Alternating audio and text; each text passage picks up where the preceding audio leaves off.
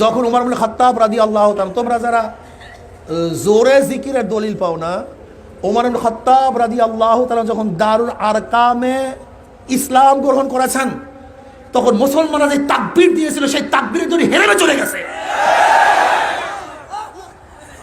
এরা জোরে তাকবীরের খবরই পায় না।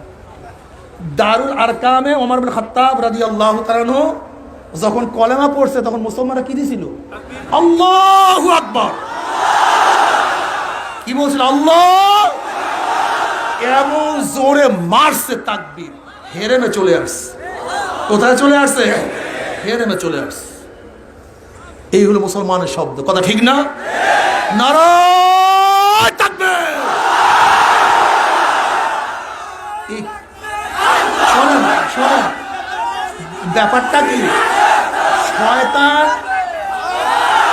এই শয়তান আল্লাহু আকবারের ধ্বনি শুনতেই পারে না। এমনকি ইরাকের মধ্যে যখন আমেরিকা শূন্য আসছে, তখন ওরা রিপোর্ট পেশ করে মুসলমান একটা ধ্বনি দেয় আল্লাহু আকবার, এই দিন সহ্য করতে পারি না,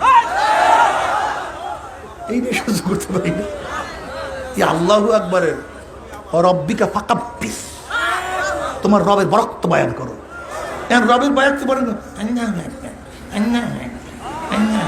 এই রবের বরকত মানে রব যেরকম বড়, তার আওয়াজটা বড় হয়।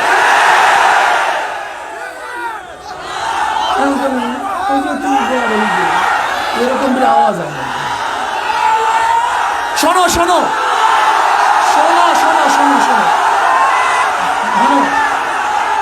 শোনো, যাদের আকিদা আল্লাহ জোরে না বললে শোনে না, তাদের জন্য জোরে বলা জায়েজ নেই বলে। আর জাকের আদি ওয়াসিরু কাওলাকুম আবিজহারু বিহি ইন্নাহু আলিমুম বিজাতিস সুদূর, ওয়াসিরু কাওলাকুম আবিজহারু বিহি ইন্নাহু আলিমুম বিজাতিস সুদূর।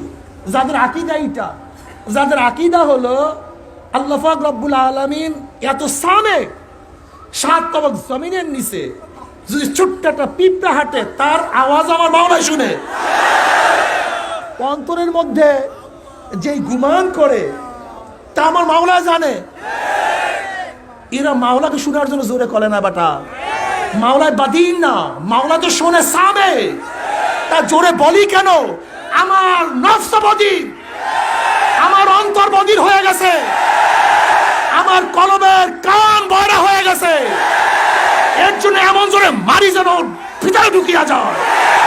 নারায়ে তাকবীর, নারায়ে তাকবীর, নারায়ে তাকবীর।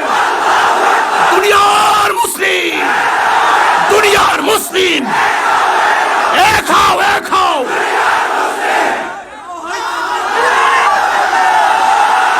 নারায়ে তাকবীর। বল।